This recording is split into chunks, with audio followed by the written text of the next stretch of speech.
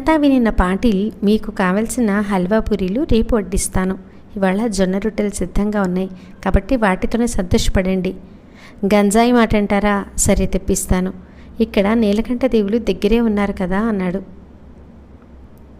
మధ్యాహ్నం శనగపిండి కూర, జొన్న రొట్టెలు తిని తమ ఆకలిని తీర్చుకున్నారు ఆ సన్యాసులు.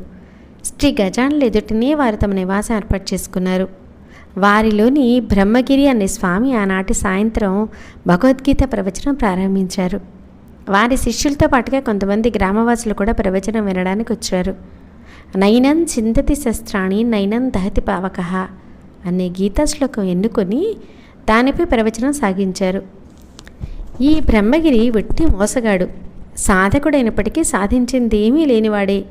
ప్రవచనం వినవచ్చిన వారంతా ఇందులో సరుకేమీ లేదు, ఒట్టి శబ్దజాలం తప్ప, అనుభవశూన్యుడే అని చెవులు కొరుక్కోసాగారు.